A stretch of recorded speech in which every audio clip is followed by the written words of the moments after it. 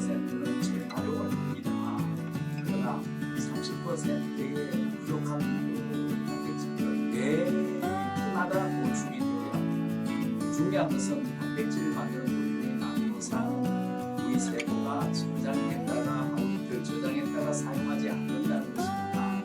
비타민이나 미네랄들은 충분히 넘쳐날 때는 몸속 세포나 세포 사이사이 조직이나 간 조직에 저장을 했다가 며칠 동안 저장했다가 사용할 수 있습니다.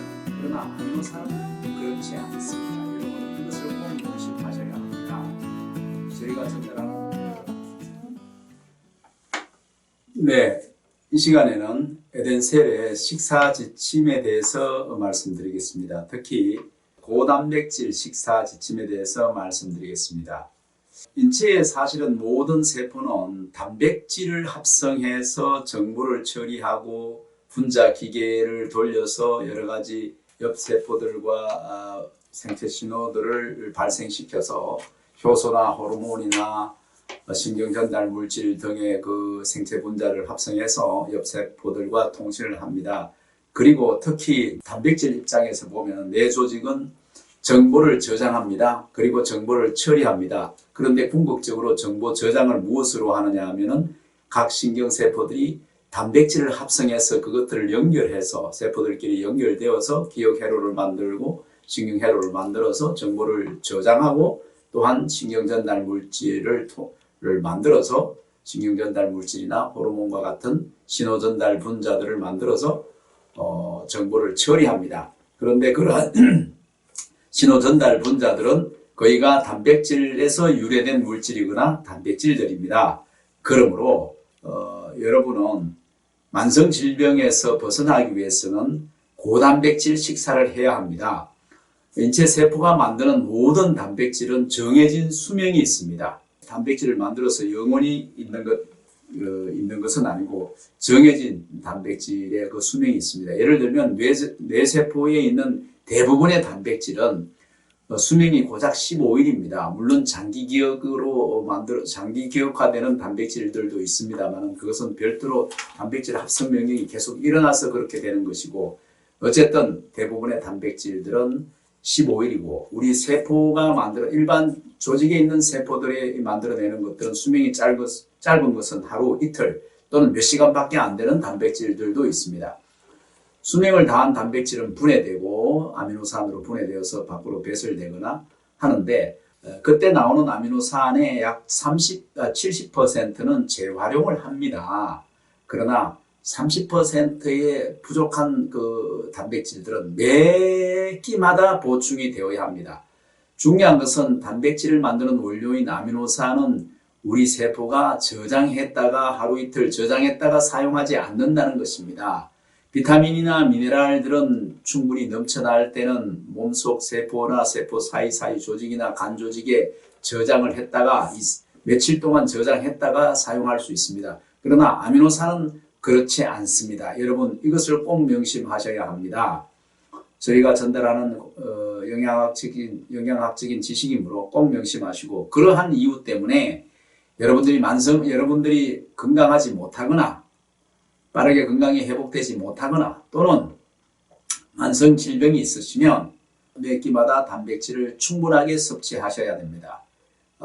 세포가 기능이 떨어졌으면 단백질의 수명이 있으므로 단백질이 수량이 감소되어 있습니다. 퇴화된 단백질의 수량만큼 단백질을 합성할 수 있도록 여러분은 고단백 식사를 매 끼마다 하셔야 합니다. 정리해서 말씀드리면 인체의 세포는 생체 분자를 생산하는 설비인데 그 생산 설비 중에서는 가장 중요한 것이 단백질입니다. 우리가 조사한 바에 의하면 에덴셀의 광범위한 조사에서 영양학적 균형이 24시간 유지되지 못하는 부분이 단백질의 원료인 아미노산의 짝이 맞지 않는다는 사실입니다. 그러므로 세포가 정상 기능으로 회복하기 위해서는 질병 발생이 특히 오래되었다면 퇴화된 단백질의 양만큼 복구되어야 하기 때문에 질 좋은 단백질 원료를 충분히 공급할 필요가 있습니다. 아미노산 보충도 도움이 될 수 있고 식사를 통해서 발효된 단백질을 가급적이면 먹도록 하십시오.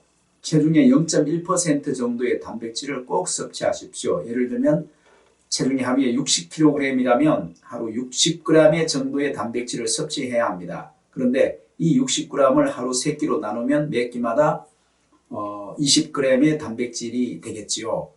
그런데 질병 상태에 있으면 개인의 흡수율이 떨어져 있으므로 이보다 한 10% 정도는 더 많은 단백질을 섭취하는 것이 좋습니다. 그래서 60kg의 사람이라면 하루 3끼를 먹는다면 한 끼에 20g 정도의 단백질을 반드시 드셔야 합니다. 그런데 만약에 만성 질병 상태가 있다면 흡수율을 고려해서 22g에서 25g 정도까지 단백질을 섭취를 꼭 하시고, 단백질을 섭취하는 대신 살찔 염려가 있으면 탄수화물이나 지방의 섭취를 현저히 줄이도록 하십시오. 고단백질 식사로는 그 동물성 단백질인 소고기나 돼지고기, 닭고기, 오리고기 같은 육류를 추천할 수 있고, 그 생선을 추천할 수 있습니다. 그리고 식물성 단백질로는 콩이나 현미 같은 고단백질 곡류들이 있습니다. 그러나 콩이나 현미를 그냥 먹으시면 그 안에 렉틴이 많기 때문에 절대 그냥은 드시지 마시고, 콩을 발효해서 콩 요구르트로 만들어서 드시고, 현미도 발효해서 현미 요구르트로 드시기 바랍니다. 그리고 식사를 하실 때는 그 렉틴을 배제하기 위해서 밥은 꼭 쌀밥만 드시도록 하시기 바랍니다.